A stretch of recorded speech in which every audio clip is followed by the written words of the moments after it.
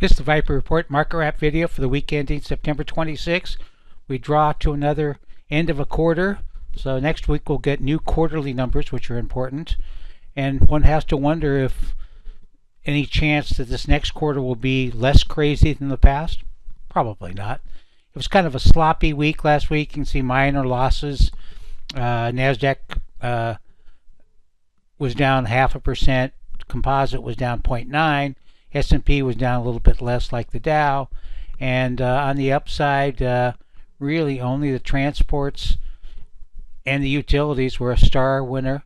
We'll mention maybe in the ETF, in the watch list, probably it jumped sharply in that too, suggesting that possibly sort of a move to safety or quality in the weeks ahead. Nice year for the utility average. Nothing compared, of course, to gold, which was up 2.2% for the week and up 43% for the year. This latest article I posted on Forbes earlier today, I think you'll find it interesting. It looks into some of the data from the Bank of America manager survey. It comes out monthly. It's pretty interesting and often, pretty revealing for what these guys manage. I don't know what the number is, 500 million under management. It used to be higher last year. I don't know whether they lost money or fewer people are following the service. I thought it was used to be up to like 700, but who knows. Anyway, I think you'll find it interesting. Forbes.com or Forbes:com will get you to all my articles. Well, on a weekly basis, as you can see, we formed a doji here on the S&P cash, and we cleared the R1 64.59, next target 69.92, and for SPY it's around 700. So I think there's a chance we could get pretty close to that before we get a setback. The action will be determined by next week, and we're watching that closely. For the QQQs, it still looks strong. A slight divergence in the NASDAQ 100 AD line, but it's still clearly positive. Relative performance shows a powerful trend. We've overcome, the 573 yearly R1 with the R2 at 626 and change. So, it's about 25 points, I guess, above where we are. Here's a chart of the SPY showing you also that the stocks only AD line has also pulled back for the past few weeks, but nothing severe yet. It shows a pattern of higher highs here. It's been acting better than the S&P, and all AD line is still the strongest. It made a high just a week ago and has turned down slightly. Most importantly is what happened on Friday. Majority of the AD lines were negative during the week, but Friday's 2-to-1 positive advanced decline numbers were enough to change that.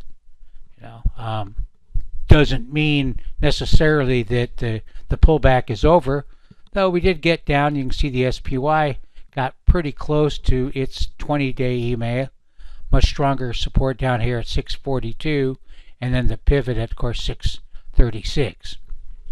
So the S&P 80 line flipped back above its moving average. That was a good sign.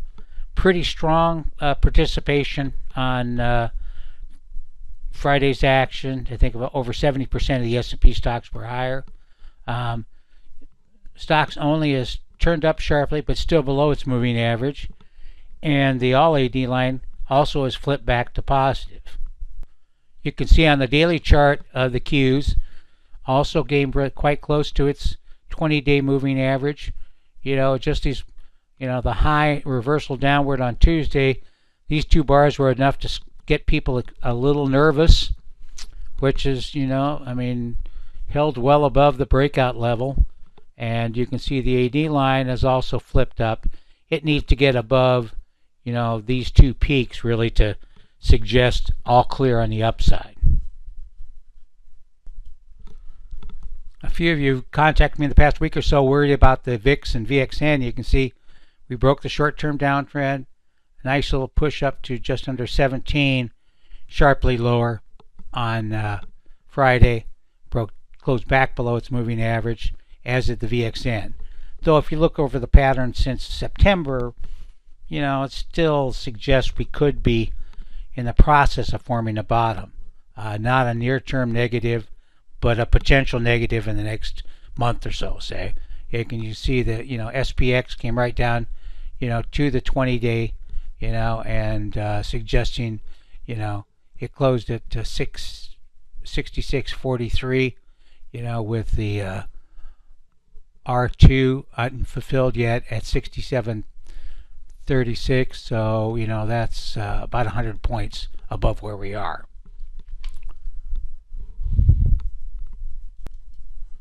There was a slight uptick last week in the number of new lows, but nothing serious. We got up to 86, and on, still more new highs than new lows in the NASDAQ. But you can see, if we push to a new high, unlikely that the number of new highs is going to make, move above the 500 level. So, but we're still watching for a move above this, say, above 250 for a warning. If we look at the New York Composite, similar sort of picture, higher lows in the number of new highs and slight uptrend in the new lows, but you got to get rid of above these two peaks to suggest there's some heavier selling. Put call ratios got a little bit high about a week ago. Here you can see the total put call got just a bit above 1, and as did the index. Both have turned back lower. It hit a pretty low level down here, but my experience, that is not necessarily a definitive indication of complacency.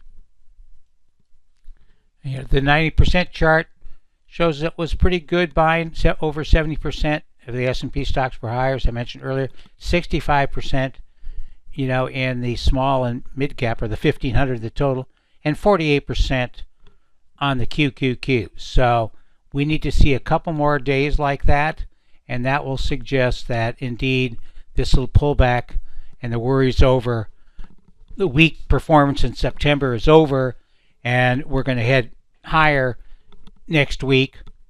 And if we do and can make new highs, we probably can carry in a following week or so.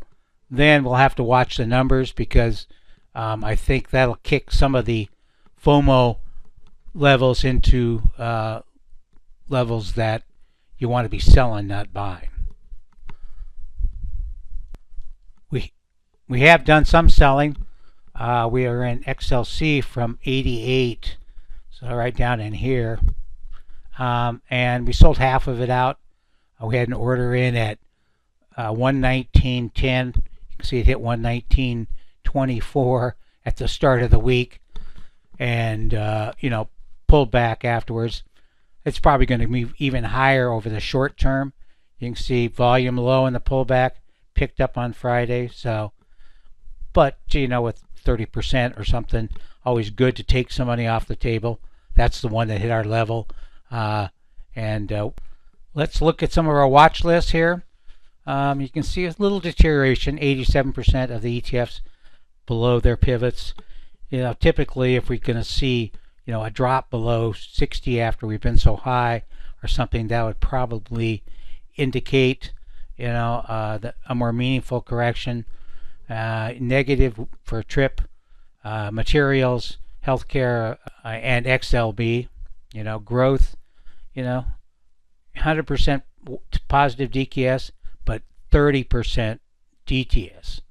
So there were a lot more daily sell signals last week, and value still acting okay, and there's more DTS, positive DTS on the value stocks.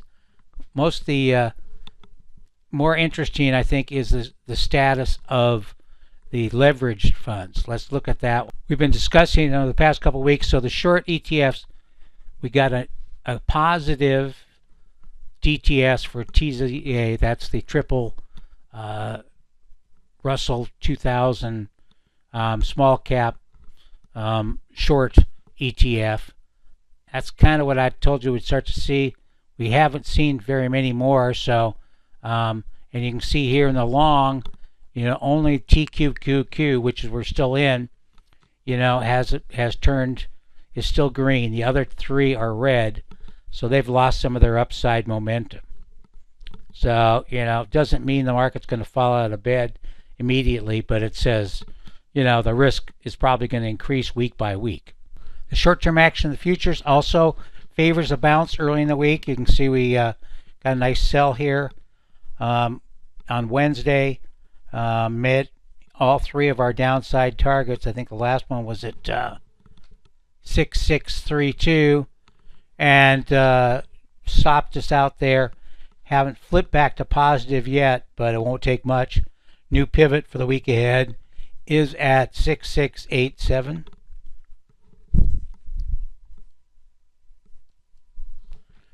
For the sectors, energy had a great move up, 91.7. Not too many that are in the plus 60 range. You can see that, XLI, we took our profits out a while back in that and have been on the sidelines. It climbed back to 50, but XLV dropped further. XLF still holding up pretty well at 63.6%, 50% positive in XLK. So we'll be watching that next week. We'll look at the RS, which still looks pretty good. XLC, so it's at 45, and then the utilities, as pointed out, had a good week, and 75% now are positive above their quarterly pivot. So, for the week, XCLO was up 4.8, XLU was plus 2.8. We may be looking to add to that XLU position. We've been holding it for a while, and it's up, 12, 13%. So, and the XLK, XLI, and NYC had small gains. On a 3-month basis, we kind of track. XLY still looks great, up 11.7.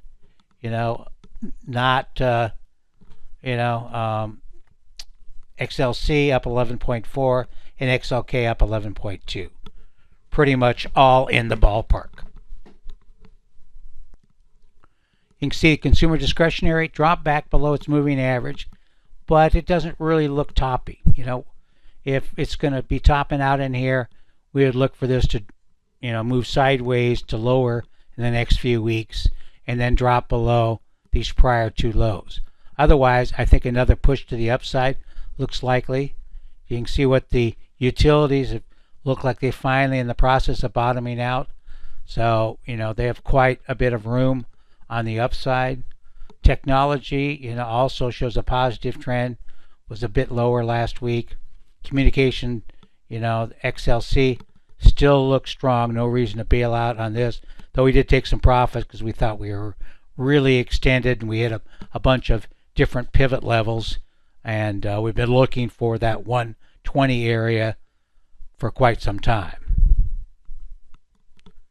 Here are all our current holdings, in ETFs, and ITB. We're watching really closely. It's come down into what should be good support. Clearly, it was based on some of the interest rate cut. It didn't respond well. Mortgage rates have not come down enough, certainly, to spur the housing market, but it doesn't mean they won't. So you can see XLK, most of these charts, are typical of what you'd expect in a pullback. TQQQ, we'll be watching for a move back towards these highs. If we get a strong rally, we could move it back above them, but we'll be looking to exit that position. XLY came right down to the moving average, turned higher. KBE, a recent position, in the bank ETF, it's not doing anything negative. It's holding right what you expect to do. Now it's got to get above, the 62 level here, to signal, okay, a further push to the upside. That is consistent with the reading on the weekly studies. Also last week I put an article out on Bitcoin, which I haven't done for a number of years. It actually trade pretty well technically, but I saw this position. So this was as of the during the correction here. S&P hit that R2, AD line pulled back to that first support, and of course it turned higher from there. The bull bear continues to be climbing back up. I'm looking for a move above that 10% level. But really the thrust of the article was the MACD patterns. We've seen some very strong similar patterns with interest rates. So, Bitcoin made a high early in the year, made another substantial new high at 124,000 plus, in August. And we got this setup of negative divergences, in both the MACD lines and in the histogram. So we have, multiple, the histograms peaked here, and then made two lower peaks going into, first into the start of the summer and then the latter part of the summer, and then both have turned negative. Though I'm not recommending shorting Bitcoin, I think it is due for a rest, and you can see we got some support right underneath here at the 20-week EMA, which is at 109,558. So, we got to drop back below. I think we get back into, you can see this converging support lines A and D, that are lining up right in the 981, 82 area, with near-term support above that around 95, 97. So those of you who had a good run, you might want to think about tighter stops or taking some profits, but thought you'd find that the MACD and the histogram, which I developed like 42 years ago, I guess 43 years ago, can be quite a good indicator on the weekly data. Daily, it's not as good. Well, that's it for the week. You send me more of your questions and comments. Let me know what areas you'd like me to spend more time on. This is our current positions. Haven't updated the moving averages, etc., but shows you kind of where we're at. So, we 119.10 for half the position in XLC. Also, we got stopped out, unfortunately, of the XOP before it took off. So we're trying to get an entry back there, and some moderately good gains. We have a bunch of positions in both the Qs and the SPY, and certainly for the Qs we'll be looking to probably take them out. We added positions just a couple weeks ago in XLK, which are almost up 6%. So, and KBE is the newest position from the 22nd. It's down a little over 1%.